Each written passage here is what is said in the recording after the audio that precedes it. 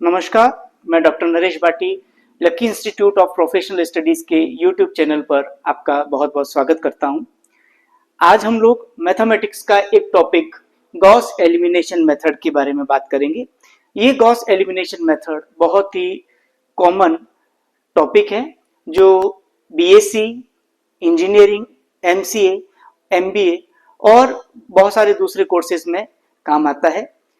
वैसे तो हम टू वेरिएबल की एक सिंपल इक्वेशन सिस्टम को छोटी क्लास 7वीं 8वीं से पढ़ना स्टार्ट करते हैं, लेकिन जैसे जैसे हम हायर क्लासेस में आते हैं तो हमारे पास में नंबर ऑफ वेरिएबल बढ़ते जाते हैं और उनकी नंबर ऑफ इक्वेशन भी बढ़ती जाती है। तो जब हमारे पास में ज़्यादा वेरिएबल की बहुत सारी इक्वेशन होती है तो उनको कैसे सॉल्व किया जाता है, उसके लिए क्या टेक्निक काम में ली जाती है, तो हमारा गॉस एलिमिनेशन मेथड उसमें बहुत मदद करता है। तो चलिए बात करते हैं कि गॉस एलिमिनेशन मेथड क्या है। गॉस एलिमिनेशन मेथड जो है एक फंडामेंटल एल्गोरिदम है जिसमें हम रो ऑपरेशन को एक क्रमबद्ध तरीके से यूज करते हुए वेरिएबल्स को एलिमिनेट करते हैं बारी बारी से, और फिर लास्ट में जो एक वेरिएबल बचता है तो उससे हम रिवर्स मेथड को, बैक सब्स्टिट्यूशन मेथड जिसको हम कहते हैं, वहां से वैल्यू पुट करते हुए हम सारे वेरिएबल्स की वैल्यू निकालते हैं। और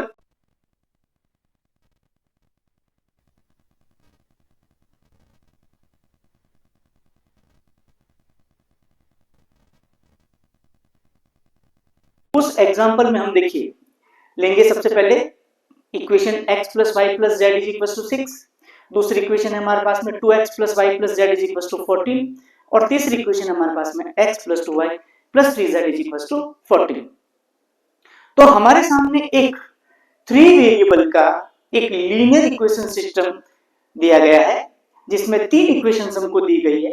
इन 3 इक्वेशन को हमें सॉल्व करके वेरिएबल x, y और z की वैल्यूज निकालनी है जो इस इक्वेशन सिस्टम को सेटिस्फाई करती है। इक्वेशन सिस्टम को सॉल्व करने से पहले हम एक उसकी कंसिस्टेंसी को चेक कर लेते हैं कि क्या हमारा इक्वेशन सिस्टम सॉल्व करने लायक है या उसका कोई सॉल्यूशन पॉसिबल नहीं। तो इसके लिए हमें क्या करना होता है, इसके लिए हमें इसको मैट्रिक्स की सहायता से उसकी कंसिस्टेंसी चेक करनी होती है। इसके लिए हम सबसे पहले दिए गए इक्वेशन सिस्टम को मैट्रिक्स में रिप्रेजेंट करते हैं। देखिए ये हमारा सिंपल सा इक्वेशन सिस्टम है जिसमें 3 इक्वेशन दी गई है। अगर हम इसको इक्वेशन को मैट्रिक्स की फॉर्म में लिखें तो ये हमारा इक्वेशन का मैट्रिक्स सिस्टम बनता है। यहां पर 3 मैट्रिक्स हमने बनाई है। एक मैट्रिक्स है ए, इसको हम नाम देंगे ए मैट्रिक्स। दूसरी एक कॉलम मैट्रिक्स है, इसको हम नाम देंगे एक्स। और तीसरी मैट्रिक्स जो कॉलम मैट्रिक्स है इसको हम नाम देंगे बी। 3 मैट्रिक्स जो बनी इनको हमने एक्स, ए, एक्स और बी से नाम दिया है। अब ये 3 जो मैट्रिक्स हैं इसमें ax is equal to B की फॉर्म में हम इसको लिखते हैं। यहां पर ए मैट्रिक्स क्या है, ए मैट्रिक्स है हमारे कोफिशिएंट मैट्रिक्स। कोफिशिएंट मैट्रिक्स का मतलब है x के कोफिशिएंट 1 2 1 जिसको हमने 1 फर्स्ट कॉलम में लिखा है, y के कोफिशिएंट 1 1 2 1 1 2 और इसी तरीके से z के कोफिशिएंट्स को हमने यहां पर लिख रखा है। तो जो पहली मैट्रिक्स ए है, ये पहली मैट्रिक्स ए हमें x y z के कोफिशिएंट को बता रही है। दूसरी जो मैट्रिक्स है हमारी, इसको हम वेरिएबल्स की मैट्रिक्स बोलते हैं, जिसमें हमारे जो वेरिएबल्स हैं यहाँ पर 3 वेरिएबल हमें दिए गए x y z, तो ये x y z की एक कॉलम मैट्रिक्स है। और तीसरी जो बी मैट्रिक्स है उसको हम कांस्टेंट मैट्रिक्स बोलते हैं, जो हमारे इक्वेशंस के राइट हैंड साइड के अंदर जो कांस्टेंट वैल्यू दी गई है उसकी एक मैट्रिक्स बनी गई है। अब जब हमने इक्वेशन सिस्टम को मैट्रिक्स में रिप्रेजेंट किया है तब हम मैट्रिक्स की रैंक निकालेंगे, ए मैट्रिक्स की रैंक निकालेंगे और ए और बी दोनों की कंबाइंड मैट्रिक्स जिसको हम ऑगमेंटेड मैट्रिक्स बोलते हैं उसकी भी रैंक निकालेंगे। और इन्हीं दोनों मैट्रिक्स की रैंक की हम आपस में तुलना करके हम ये देखेंगे कि क्या मैट्रिक्स का हल संभव है या नहीं। कंसिस्टेंसी ऑफ सिस्टम, इसका बेसिक रूल क्या है? देखिए, किसी भी इक्वेशन सिस्टम में दो तरह की कंडीशन हो सकती है। पहला, सिस्टम जो है वो कंसिस्टेंट हो सकता है, इसका मतलब उसका हल संभव है, या फिर दूसरी कंडीशन हो सकती है कि वो इनकंसिस्टेंट है, मतलब उसका कोई हल संभव नहीं। ये कब? जो हमने ए मैट्रिक्स और ए बी मैट्रिक्स की जब रैंक निकाली, अगर ये दोनों रैंक आपस में बराबर हैं तो हम देखते हैं कि उस मैट्रिक्स को हम सॉल्व कर सकते हैं, उस सिस्टम को हम सॉल्व कर सकते हैं और उसका हम सॉल्यूशन निकाल सकते हैं। अब सॉल्यूशन निकालने में हो सकता है उसका एक सॉल्यूशन निकले, या हो सकता है एक से ज्यादा सॉल्यूशन पॉसिबल हो, लेकिन दोनों ही स्थिति में सिस्टम कंसिस्टेंट कहलाता है, चाहे एक हल संभव हो चाहे बहुत सारे हल संभव हो। दूसरी जो कंडीशन आती है कि जब हम दोनों ए और ए बी मैट्रिक्स की रैंक को कंपेयर करते हैं और वो आपस में बराबर नहीं होते हैं, तो इसका मतलब हमारा जो इक्वेशन सिस्टम है वो सॉल्युबल नहीं है, उसको हम सॉल्व नहीं कर सकते। चलिए नेक्स्ट हम बात करते हैं कि हमारा इक्वेशन सिस्टम कंसिस्टेंट है, मतलब उसका हल संभव है। तो हल संभव है तो उसमें क्या स्थिति हो सकती है कि या तो उसका एक ही हल, अद्वितीय हल जिसको बोलते हैं यूनिक सॉल्यूशन निकलेगा। यूनिक सॉल्यूशन कब निकलेगा? जब ए और बी की, ए और ए बी दोनों मैट्रिक्स की रैंक बराबर होगी, लेकिन वो रैंक जो हमारे नंबर ऑफ वेरिएबल है उनके बराबर है। जैसा कि हमारा यहाँ क्वेश्चन दिया हुआ था, उस क्वेश्चन में हमारे पास में जो वेरिएबल है वो 3 वेरिएबल थे, एक्स, वाई और जेड। तो अगर ए की रैंक ए बी की रैंक 3 के बराबर आ जाए तो हम कह सकते हैं कि हमारा उस इक्वेशन सिस्टम का एक यूनिक सॉल्यूशन पॉसिबल होगा। अब यूनिक सॉल्यूशन पॉसिबल होने के लिए हम ऐसे देखें तो एक number of independent equations equals to the number of variable, बहुत फंडामेंटल कॉन्सेप्ट है कि जितने वेरिएबल्स हैं उनका यूनिक सॉल्यूशन होने के लिए उतनी ही नंबर ऑफ इक्वेशन की जरूरत होती है। जैसे कि हमारे पास में एक्स वाई जेड 3 वेरिएबल की इक्वेशन है तो हमें 3 इक्वेशंस की जरूरत पड़ेगी। अगर 3 से ज्यादा है तो हम देखेंगे कि उनमें बहुत सारी इक्वेशन कॉमन होंगी, जिनको हल करने के बाद वो उन्हीं 3 में से किसी एक में चेंज बन जाती है। दूसरा, कोई भी वेरिएबल फ्री नहीं होना चाहिए, ठीक है। ये अगर कंडीशन हमारी होती है तो हम कहेंगे कि उस मैट्रिक्स सिस्टम का सॉल्यूशन जो है वो यूनिक है। मतलब 3 अगर वेरिएबल है तो 3 समीकरण होना जरूरी है। लेकिन अगर क्या होगा, अगर 3 समीकरण है, वेरिएबल हमारे पास में 3 है लेकिन समीकरण अगर 3 नहीं हुए, उससे कम हुए, नंबर ऑफ वेरिएबल 3 है लेकिन अगर हमारे पास में इक्वेशन 3 से कम हुई, 2 इक्वेशन हुई, तो हम उस स्थिति में हमारा क्या होगा, उस स्थिति में हमारे सिस्टम के जो सॉल्यूशन है वो इनफाइनाइट सॉल्यूशन होंगे। मतलब हम ये कह सकते हैं कि हम एक से ज्यादा सॉल्यूशन उसके निकाल सकते हैं। और तीसरी कंडीशन, अगर ए और ए बी दोनों मैट्रिक्स की रैंक अगर बराबर हुई नहीं तो हमारे उस इक्वेशन सिस्टम का कोई सॉल्यूशन नहीं होगा, हम उसको सॉल्व नहीं कर सकते, ठीक है। हम नेक्स्ट वीडियो में किसी भी मैट्रिक्स की रैंक कैसे निकाली जाती है उस पर वीडियो बनाएंगे और उस पर बात करेंगे कि रैंक कैसे निकाली जाती है। आज के लेक्चर में हम केवल रैंक के आधार पर मैट्रिक्स इक्वेशन सिस्टम की कंसिस्टेंसी पे जो है चर्चा कर रहे हैं।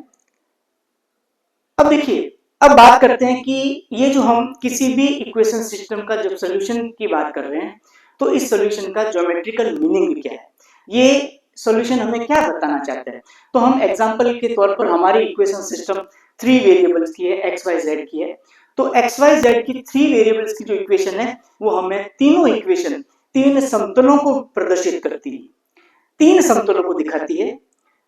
तो पहली स्थिति है कि जब ये तीनों प्लेन, तीनों समतल एक दूसरे को इस तरीके से काटते हैं, एक कॉमन पॉइंट पे इंटरसेक्ट करते हैं, तो इसको हम यूनिक सॉल्यूशन की कंडीशन बोलते हैं। यूनिक सॉल्यूशन जब तीनों ही प्लेन एक दूसरे को एक कॉमन पॉइंट पे अगर इंटरसेक्ट करते हैं तो ये यूनिक सॉल्यूशन कहलाता है। एक ही सॉल्यूशन निकलेगा जिसमें एक्स वाई और जेड की एक सिंपल वैल्यू मिलेगी। दूसरी स्थिति है कि तीनों जो प्लेन है, जो 3 इक्वेशन है, वो 3 प्लेन को रिप्रेजेंट कर रही है और ये 3 प्लेन अगर आपस में इस तरीके से एक दूसरे को काट रहे हैं, एक लाइन में एक दूसरे को काट रहे हैं, तो यहाँ ये इनफाइनाइट सॉल्यूशन की जो है कंडीशन है, इसमें बहुत सारे इनफाइनाइट सॉल्यूशन पॉसिबल है। ये सभी बिंदु जो है ये उस इक्वेशन सिस्टम के सॉल्यूशन कहलाते हैं। मतलब ऐसे हम अनंत सॉल्यूशंस निकाल सकते हैं। तो ये जब एक लाइन में काटते हैं तो उसको हम इनफाइनाइट सॉल्यूशन मानते हैं।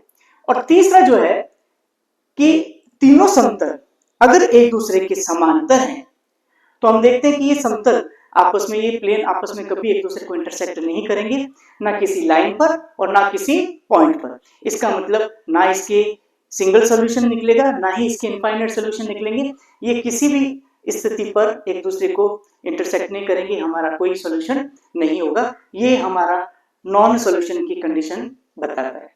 चलिए हम आते हैं हमारे टॉपिक पे, और हमारा टॉपिक है गॉस एलिमिनेशन मेथड। तो गॉस एलिमिनेशन मेथड की मदद से हम जो 3 इक्वेशंस का हमारा सिस्टम था उसको हम कैसे सॉल्व करेंगे, इस पे बात करेंगे। ये देखिए, ये था हमारा इक्वेशन सिस्टम जिसमें हमें 3 इक्वेशंस गिवन है।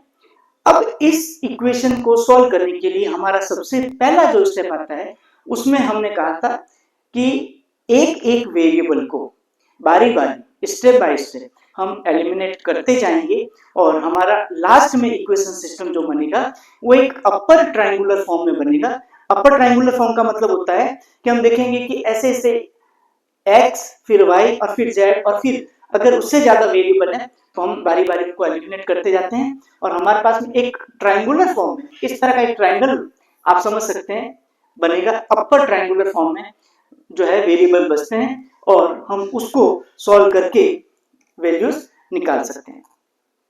चलिए पहला स्टेप है हमारा x को एलिमिनेट करना। अब x को एलिमिनेट करने के लिए हमें क्या करना है कि एक इक्वेशन फर्स्ट इसको हम बेस मान लेते हैं और बाकी बची हुई 2 इक्वेशन जो है उनमें से हम x को एलिमिनेट कर देते हैं, विलोपित कर देते हैं।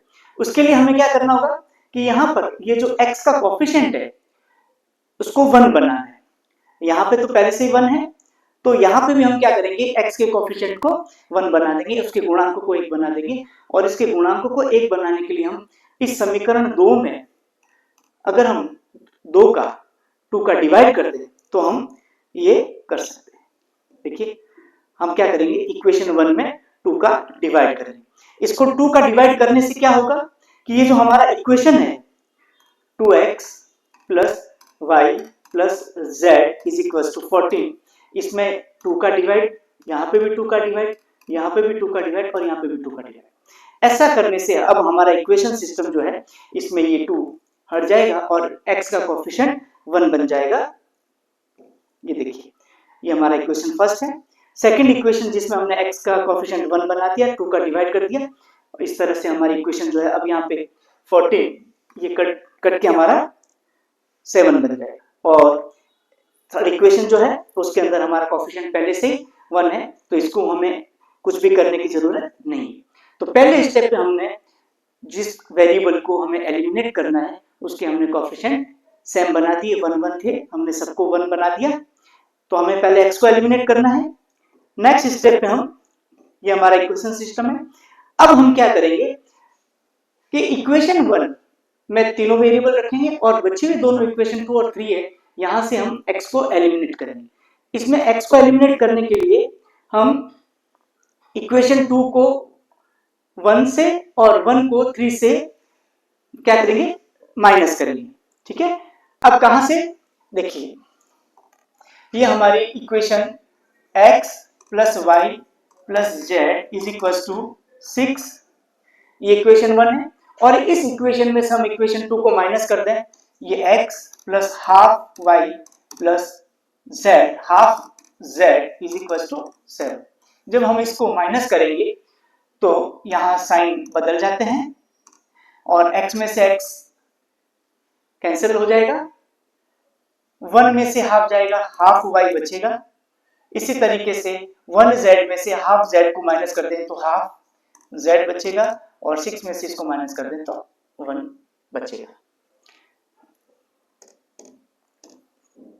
ये हमारे पास में इक्वेशन जो है 2 बदल के यहाँ आ जाएगी। यहाँ से आप देखेंगे कि x हमारा एलिमिनेट हो गया। इसी तरीके से अब हमें इक्वेशन 3 में से भी x को एलिमिनेट करना है।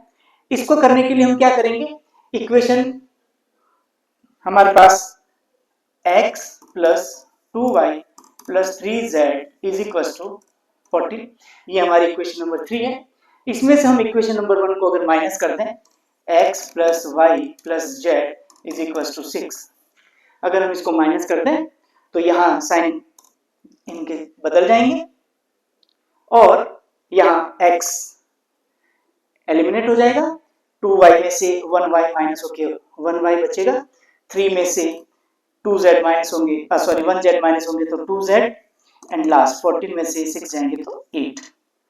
तो ये हमारी इक्वेशन इस तरह से बदल के y plus 2z is equal to 8 में बदल जाएगी। तो हम देख सकते हैं कि हमारी इक्वेशन नंबर 2 और इक्वेशन 3 है, उनमें से x जो है वो एलिमिनेट हो गया। अब हमारे बचे हुए इक्वेशन सिस्टम में x नहीं है।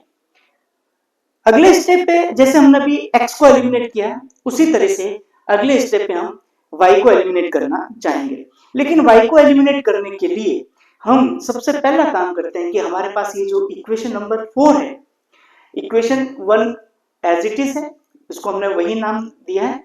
इक्वेशन 4 जो है इसको हम थोड़ा सिंप्लीफाई करके आसान बना लेते हैं। कैसे बनेगी ये देखिए।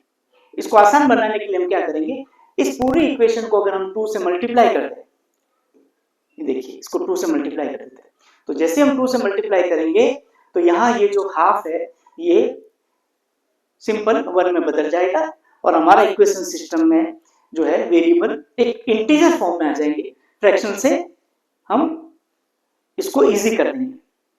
पहले यहाँ पे फ्रैक्शनल फॉर्म है जिसको हमने 2 से मल्टीप्लाई करके हमने इसको इजी कर दिया। अब अगले स्टेप पे हमें y को एलिमिनेट करना है, और क्योंकि y के कोएफिशिएंट यहाँ पर हमें पहले से ही एक जैसे दिख रहे हैं तो हमें किसी भी नंबर से इसको मल्टीप्लाई करने की जरूरत नहीं है। अब हम सिंपल सा क्या करेंगे, इक्वेशन 5 में से इक्वेशन अगर 4 को माइनस कर दें, देखिए ये हमारी इक्वेशन 5 है, y plus 2z is equal to 8, और वो हमारी इक्वेशन है y plus z is equal to -2। अगर हम इसको इक्वेशन 5 में से इक्वेशन 4 को माइनस कर दें तो यहाँ साइन बदल जाएंगे, ये माइनस से प्लस बन जाएगा, y एलिमिनेट हो जाएगा, 2z में से एक z जाएगा तो z बराबर 8 प्लस 2 10 बन जाएगा। तो हमारी इक्वेशन सिस्टम जो है ये बदल के इस तरह से बन जाएगी। इक्वेशन 4 को भी हमें चेंज नहीं करना है। अब जो हमने स्टार्टिंग में बात कही थी, शुरुआत में हमने कहा था कि गॉस एलिमिनेशन में एक एक स्टेप पे हम एक एक वेरिएबल को एलिमिनेट करते जाते हैं और इस तरीके से हमारा पूरा इक्वेशन सिस्टम जो है वो एक ट्रायंगुलर के शेप में आ जाता है। तो यहाँ पर हम देख सकते हैं कि हमारे पास में एक इस तरह का एक ट्रायंगल जो है वो शेप बन गया है। ये देखिए इस तरह से हमारे पास में एक ट्रायंगल शेप बन गया और वेरिएबल जो है वो यहाँ से एलिमिनेट हो गया। अब जब हमने पूरा ये प्रोसेस कर लिया तो अब हमें बैक सब्स्टिट्यूशन काम में लेना है। लास्ट इक्वेशन से हम आगे इसको सॉल्व करते हुए अलग अलग वेरिएबल्स की वैल्यू निकालेंगे। देखिए कैसे निकलेगी। सबसे पहले हम बात करेंगे इक्वेशन नंबर 6 पे। इक्वेशन 6 में हमारे z बराबर 10, इसको हमें सॉल्व करने की जरूरत नहीं, हमें 10 की वैल्यू मिल x की जो है z की वैल्यू 10 मिल चुकी है। अब इस z की वैल्यू की मदद से हम x और y को निकालेंगे। तो इसके लिए हमें नेक्स्ट स्टेप पे इक्वेशन 4 को यूज लेंगे। इक्वेशन 4 क्या है, हमारी इक्वेशन 4 है y प्लस जेड बराबर 2 -2। यहां हम ये z की वैल्यू को पुट कर देंगे, y plus 10 is equal to -2, और ये जब 10 इधर आएगा, इसको हम लेफ्ट साइड से राइट साइड में शिफ्ट करेंगे तो ये माइनस बन जाएगा और y की वैल्यू हमें मिल जाएगी -12। इसको हम इक्वेशन 8 बोल देते हैं। अब हमें x की y की वैल्यू मिल चुकी है, z की वैल्यू मिल चुकी है, और इन दोनों y और z की मदद से नेक्स्ट स्टेप पे हम x की वैल्यू निकालेंगे। तो x की वैल्यू निकालने के लिए हम क्या करेंगे, y और z की वैल्यू को हम इक्वेशन 1 में पुट करेंगे। क्या है हमारा इक्वेशन 1, ये था हमारा equation 1, x plus Y plus Z is equal to 6। इस x plus Y plus Z is equal to 6 में ये z और y की वैल्यू जब हम यहाँ पुट करते हैं, हमने y की वैल्यू 12 माइनस 12 रख दी, z की वैल्यू 10 रख दी, और अब हम इसको सिंप्लीफाई करेंगे तो यहाँ हम इसको सिंप्लीफाई करें तो ये बन गया -2, और ये -2 को जब हम राइट साइड में शिफ्ट करेंगे तो हमारे पास बन जाएगा x की वैल्यू 8। तो हम देख सकते हैं कि हमारे पास में जो तीन वेरिएबल थे x, y और z, इन तीनों x, y, z की वैल्यू हमने निकाल ली है। तो हमारे पास इक्वेशन सिस्टम का सॉल्यूशन क्या आया, x की वैल्यू 8, y की वैल्यू -12 और z की वैल्यू 10। अब क्या ये वैल्यूज हमारी सही है या नहीं है, हम इनको वेरीफाई भी कर सकते हैं। तो अगला स्टेप रहेगा हम इक्वेशन सिस्टम को वेरीफाई करना। वेरिफिकेशन करने के लिए हम हमारे पास में जो इक्वेशन सिस्टम था, जिसमें हमारे पास में तीन इक्वेशन थी 1, 2 और 3, इन तीनों में से हम किसी भी एक इक्वेशन को यूज में ले सकते हैं। जैसा कि हम यहाँ पर इक्वेशन नंबर 3 जो स्टार्टिंग में हमने जब बात की थी, हमारा जो इक्वेशन सिस्टम था उसमें जो हमारा इक्वेशन नंबर 3 था उसको हम लेंगे। हम और भी किसी इक्वेशन 1 या 2 को भी यूज में ले सकते हैं, बट यहाँ पर हमने इक्वेशन नंबर 3 काम में लिया है। इस इक्वेशन नंबर 3 के हम सबसे पहले बात करेंगे लेफ्ट हैंड साइड की, और ये लेफ्ट हैंड साइड जो है हमारा x plus 2y plus 3z, इसमें x, y और z की हम वैल्यू पुट करेंगे। तो x, y, z की वैल्यू को हम पुट करें लेफ्ट हैंड साइड में, y की वैल्यू -12, z की वैल्यू 10, तो हमारे पास में जो वैल्यू आई है वो ये सिंप्लीफाई करने के बाद में आया 40। तो हमारा जो लेफ्ट हैंड साइड का रिजल्ट आया वैल्यू से वो आया 40, और हम देखते हैं कि हमारा जो राइट हैंड साइड है उसमें भी हमारे पास क्या वैल्यू है 40। इसका मतलब ये हुआ कि हमारा लेफ्ट हैंड साइड और राइट हैंड साइड दोनों सेम है। तो हमारे आंसर जो हमने निकाले थे x, y और z की वैल्यू, वो तीनों करेक्ट वैल्यू हैं। ऐसे ही एक क्वेश्चन आप लोगों के लिए प्रैक्टिस के लिए, एक इक्वेशन सिस्टम है जिसको हमें गॉस एलिमिनेशन मेथड की मदद से सॉल्व करना है, जिसमें पहला समीकरण x - 2y plus 3z is equal to 2 है, दूसरा समीकरण 3x plus y minus 2z is equal to 3, और तीसरा समीकरण जो है वो हमारा 2x minus 3y plus 2z is equal to 1 है। तो इस इक्वेशन सिस्टम को हमें सॉल्व करना है, ये आप लोगों की प्रैक्टिस के लिए है। इसको सॉल्व कीजिए और देखिए क्या इसका यूनिक सॉल्यूशन मिलता है या इसके इनफाइनाइट सॉल्यूशंस मिलते हैं, और हम इसको वेरीफाई करेंगे कि क्या हमारे जो आंसर्स हैं वो इक्वेशन सिस्टम को सेटिस्फाई करते हैं या नहीं करते हैं। आज के लेक्चर में बस इतना ही। नेक्स्ट लेक्चर में हम फिर एक नए टॉपिक के साथ मिलेंगे। Thank you.